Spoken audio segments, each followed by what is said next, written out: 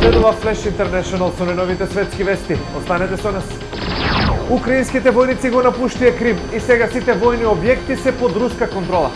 Украинските војници кои му останаа лојални на официјален Киев го напуштија Крим и сите војни објекти на полуостровот сега се под контрола на Русија, соопшти денеска рускиот министер за одбрана Сергеј Шојгу. Шојгу изјави дека Русија ќе ги предаде на Украина сите војни пловни објекти и летала на украинските вооружени сили, што не преминаа на руска страна. Настаните на Крим беа тест. Тие ги докажаа новите способности и солидниот морал на нашите вооружени сили, искоментира рускиот претседател Путин. И индиректно потврди дека руски војници учествуваа во оставањето на Крим под руска контрола. Инаку Москва досега тврдеше дека на полуостровот действуваат само проруските локални сили. Сириските бегалци во Бугарија сакаат да заминат во Шведска, додека африканските сакаат да садат банани. Сириските бегалци сместени во кампот Харманли во Бугарија сонуваат да добијат документи и да заминат за Шведска или Германија, додека африканските имигранти би сакале да останат во земјата и да добијат ниви на кои ќе садат банани или домати. Сириски бегалци тврдат дека до Бугарија пристигнале преку организирани канали кои минуваат низ слабо населени реони долж бугарско-турската граница.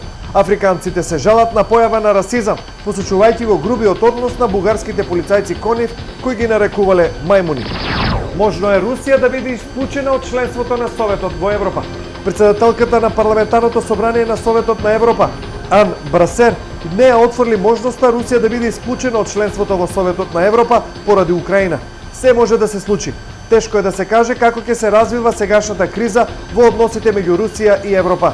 Ние во 2008 година изнесовме став дека акциите на Москва се неприфатливи кога руските трупи интервенираа во Грузија.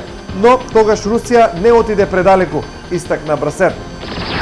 ЕУ и САД ја осудија забраната на YouTube во Турција. Представници на САД и Европската Унија ја осудија одлуката на турската влада да го блокира пристапот до популарниот сајт за видеоматеријали YouTube, откако на него се појави снимка од нејзина седница на која турските власти разгледуваат воена интервенција во Сирија, јави Хуриет Daily News. Заменик портпаролката на Стейт Департментот Мари Харф ја потвори позицијата на Вашингтон дека е против секое посегнување по слободата на говорот и ја повика Анкара да го врати пристапот до YouTube, како и на претходно блокираниот Твитер. Според вечерње новости, Запад притиска Србија да воведе санкции против Русија. Западните земји бараат од идниот српски премиер Александар Вучич и неговата земја да се приклучи кон членките на Европската Унија и да воведе санкции против Русија поради кримската криза, пишува српскиот вестник Вечерње новости.